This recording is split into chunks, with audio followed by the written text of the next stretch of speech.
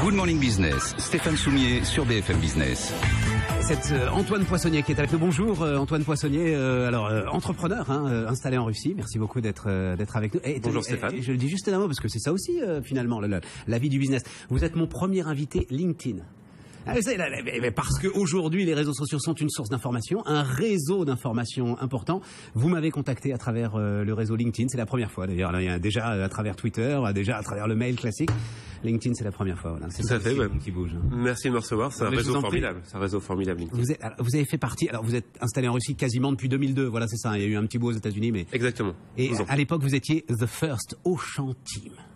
Tout à fait. Je disais tout à l'heure, les hommes qui marchaient sur la Lune, les premiers à avoir marché sur la Lune, c'était un peu ça l'ambiance quand même. C'était une révolution. La distribution organisée en supermarché, hypermarché, c'était une nouveauté. Il y avait beaucoup de marchés ouverts, beaucoup de petits magasins, des petits kiosques, mais tout le monde a regardé Auchan comme une révolution. Ils n'avaient jamais vu ça. Ça n'existait pas. Et les circuits logistiques n'étaient pas organisés pour approvisionner les supermarchés. Les fournisseurs n'étaient pas organisés. Ah non, on a dû commencer par bâtir la logistique. Les fournisseurs n'avaient pas de code barre sur les produits, livraient les entrepôts au champ dans leur voiture personnelle, dans des grands sacs. Il fallait leur expliquer, on a besoin d'un code barre. Ils disaient, mettez ce que vous voulez, prenez-en ailleurs. On a dû organiser la logistique et les magasins. Ah, c'était une aventure. Mais des trucs comme la chaîne du froid, enfin, des trucs comme la sécurité, la simple basique sécurité sanitaire de ce que vous vendiez. Il a fallu le construire, ça aussi. Il a fallu construire la sécurité sanitaire, la sécurité des produits. On s'est fait piller nos magasins.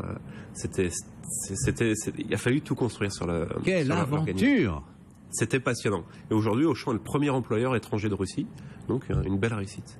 Est-ce que ça a fondamentalement changé, Arnaud? Est-ce qu'aujourd'hui, et vous êtes resté donc entrepreneur en Russie, oui. Est-ce que c'est pas encore le Far West? La Russie s'est organisée. Il y a plus de règles, les mentalités ont un peu évolué. Ceci dit, la Russie est un pays qui est capable d'avoir des à-coups dans tous les sens, d'avoir des règles qui arrivent, de réagir de façon un peu brutale.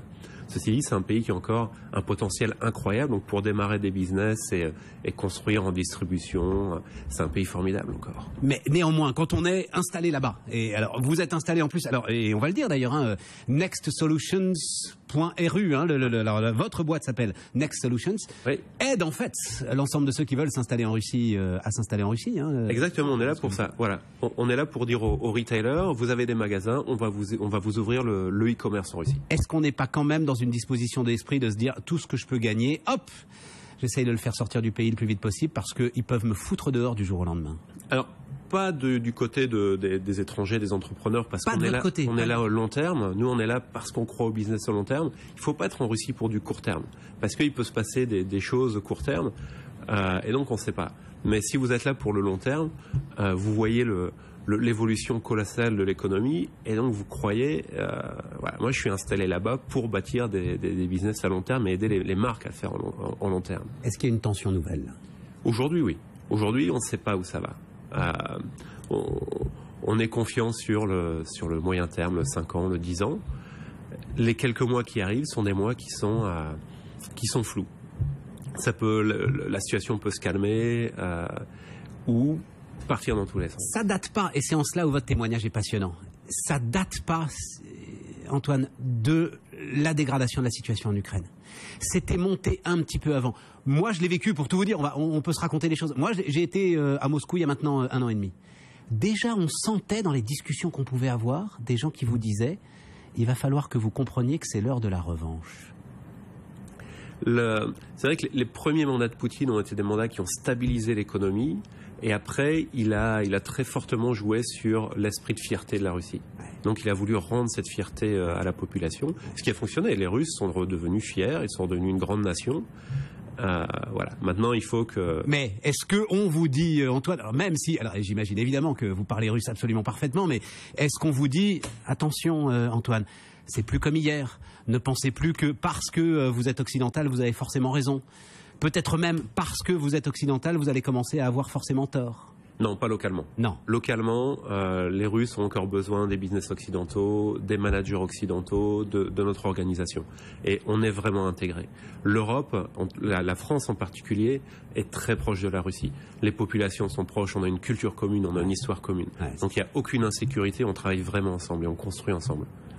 D'ailleurs, enfin, on en parle assez régulièrement, mais la dette privée française est la plus investie du monde aujourd'hui en Russie. Encore aujourd'hui, il y a un appétit pour ce pays-là.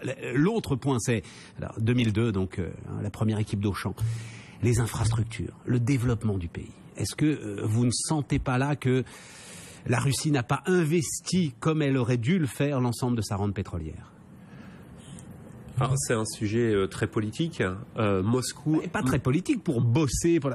C'est vrai. Les embouteillages de Moscou sont quelque chose de vertigineux, dont on n'a pas conscience. On est heureux, nous, ici, à Paris. C'est vrai, ceci dit, ça s'améliore. Depuis un an, le nouveau maire de Moscou a fait énormément de travaux, énormément d'efforts. Moscou a évolué fortement en 12 ans, et depuis un an, c'est transformé complètement. Donc, il y a un vrai investissement sur Moscou, sur les infrastructures, sur la vie quotidienne. Et en 12 ans, ça a été complètement révolutionné. Bon, mais derrière, alors, si on sort de Moscou, tout autour de vous, là, justement, un pays colossal et immense. C'est un grand pays, ça se complique. Pour la logistique, c'est compliqué. Si vous voulez aller développer des magasins au bout de la Russie, c'est compliqué. Si vous voulez livrer un colis en Sibérie, c'est compliqué. Mais ça s'organise. Il y a des sociétés privées de logistique qui organisent l'ensemble de la chaîne de livraison. Des sociétés comme nous qui mettent en place des infrastructures, qui investissent énormément. On investit, nous, en un an, plusieurs millions de dollars en Russie pour avoir des entrepôts e-commerce comme on peut avoir en France. Donc tout ça sur tout le territoire de la Russie. Alors, nous aujourd'hui, on se concentre sur Moscou, mais on a des partenaires qui ont investi sur les régions et qui sont capables de livrer dans la forêt au milieu de la Sibérie. J'ai essayé d'aller sur... Alors c'est marrant parce que j'ai essayé d'aller sur votre site là. Donc c'est nextsol.ru. Exactement. Boum, bloqué. Alors, par l'entreprise ici, et par l'ensemble des systèmes antivirus qui m'empêchent aussi d'aller vers d'autres sites qui sont beaucoup moins fréquentables. Mais voilà, vous êtes considéré comme un site malveillant. Parce qu'il y a .ru. Sans doute, c'est juste ça, Vous me l'apprenez, je l'avais pas remarqué avant. Il y a sans doute une méfiance. Aujourd'hui, on constate une méfiance de l'Occident vers la Russie. Nous, qui faisons du business à la communauté d'affaires russe, remarquent que l'Europe a tendance à craindre un peu la Russie, à tourner un peu le dos en Russie. Et c'est pour ça que je suis avec vous ce matin, pour dire la Russie, c'est un pays qui, au moins en moyen terme, est stable, qui est en croissance, qui a une progression sur les commerces qui est phénoménale, sur la mode qui est phénoménale. Il ne faut pas tourner le dos à la Russie, qui est un partenaire historique. Donc arrêtons de regarder la Russie comme un pays dangereux, de couper les liens Internet et recommençons à travailler ensemble. Et la transformation de la société civile, celle-là, personne ne l'arrêtera. Enfin, Poutine peut faire toutes les déclarations de la Terre. La transformation profonde de la société civile, elle est en cours aujourd'hui. Exactement. Les Russes voyagent, ils lisent les journaux étrangers, ils se connectent sur Internet. Les Russes sont internationaux, ils sont comme nous aujourd'hui. Bon. Merci beaucoup d'être venu nous voir. Merci Merci beaucoup, Stéphane. Quelques instants de Russie comme ça dans notre studio. Antoine Poissonnier, donc nextsolution.ru. Si vous pouvez y aller, allez-y.